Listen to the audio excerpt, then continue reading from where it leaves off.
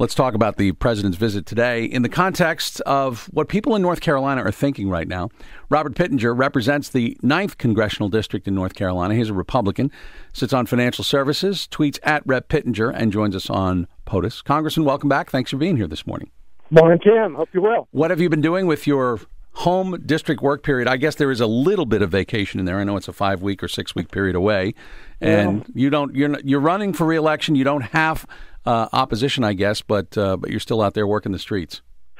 Sure, it's important to listen to constituents. I've had 6 town hall meetings, and we're out in the district every single day, speaking at groups and visiting businesses and visiting with the town leaderships and seeing what they're thinking and what their needs are.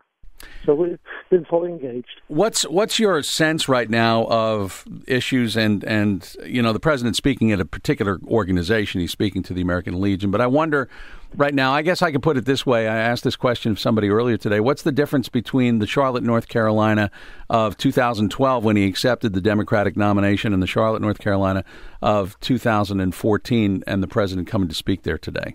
I think it's very clear. It's failed policies. Look, today we've got 20 million people who are underemployed or unemployed.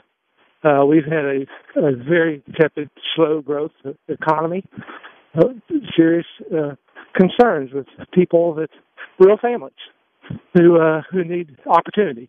And we've bound up our economy to a highly regulatory environment, to a very heavy tax burden. I heard you mention earlier about corporate inversions, and certainly we're in free markets. We compete on the world market, and we're not competitive. How can you compete when you've got corporate tax rates scheduled at 35%, the very highest in the world? So we have to be competitive. We have to be able to create jobs. We went through the same type of dire economy back in the 70s when President Carter was president.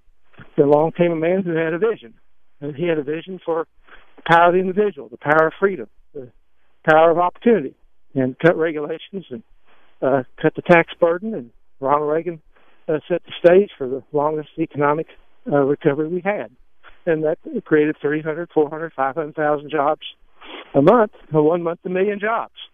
And because we set the market free, we set the economy, and people grew and their businesses, and they created jobs. So that's what we need to be about.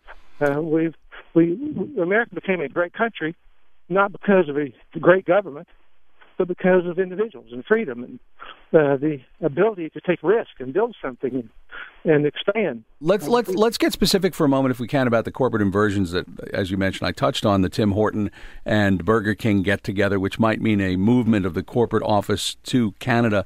Democrats have said, look, we need to do something about this. Republicans say, let's do something about it, but let's do it in the context of an overall comprehensive tax reform. But there doesn't seem to be much interest or taste for doing anything comprehensive in Washington these days. No, there sure isn't. Even Max Baucus, the Democrat chair of the Banking Committee, and Congressman Camp, chairman of our committee, Ways and Means, right? Yes. They both came in basic concurrence on a tax plan that all of a sudden, Harry Reid and the president said, well, wait a minute, we need another $1 trillion in revenue. We couldn't even make it revenue neutral before they wanted to pile on more government, more spending. That's just contrary to what we need to be doing. So meanwhile, so that means that unless there is some sort of comprehensive tax reform program that is agreed upon, that companies will continue to perform these inversions and they will move to other countries, their corporation? Yeah, the response of the Democrat leadership is always, let's put more restrictions, more restraints, and more regulations. We have, several thousand regulations that have been promulgated out of the Dodd-Frank bill. We have community banks that are failing today. They're having to sell out to larger institutions. They can't deal with compliance costs. Everything deals with the regulation of it. If you can't regulate it, then it's not good.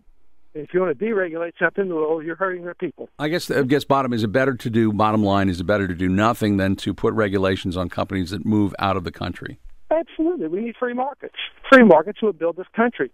We didn't build the country because we had a great government who bound up the economy and bound up markets. That's the problem today. We have a dichotomy in terms of philosophy of how we govern. Some believe in an extreme position of centralized planning, centralized government. And then others of us believe in the power of the individual. We believe in free markets. And that's where the growth will come. So we have to return to that if we're going to see the type of prosperity that this country can embrace. Well, the corporate tax rates were even higher, were they not, like 25, 30 years ago? Oh, yeah, but they were lowered.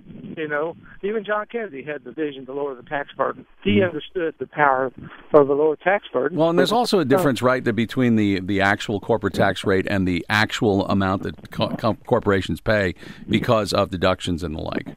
Well, sure. You have specialized groups. That's why we need to reform the tax code. You've got groups up in Washington, D.C. that are doing carve-outs for companies, thousands of them. We have a tax code that's about 70 pages. It's incredible. We need a fair, simpler tax code that the average person can read and they can complete themselves. It's right now the tax code certainly is bent toward certain companies who have representation in Washington that can afford to do that. But the average guy, the average small business, doesn't appreciate that. And frankly, that's where 70% of the jobs in this country come from. So we've benefited through corporate welfare, a few, by not addressing this tax code. Congressman, while I have you, and I know that you are chair of the Congressional Task Force on Terrorism and Unconventional Warfare, and clearly the United States is dealing with a threat right now, ISIL, ISIS, the Islamic State. The president has authorized surveillance flights over Syria right now. There may be airstrikes in the offing. What is your assessment of this situation?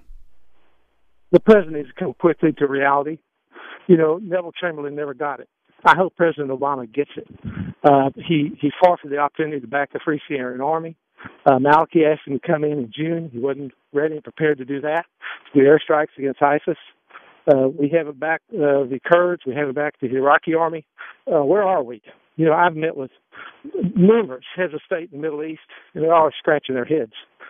You've got governments over there now taking action without the United States interest. They don't really care what the president thinks. They don't understand him. Nobody understands him. Where he has a feckless policy, and the absence of leadership has created the vacuum for ISIS and the Islamic State to expand. Would you approve airstrikes in Syria if the president called for them? Oh, immediately. We need to stop these people. We need to take out the Islamic State. These people, the one thing they have, unlike other groups, they have passports. Does he need to go to Congress for this? I think you can take them out now. I think we've committed ourselves to that.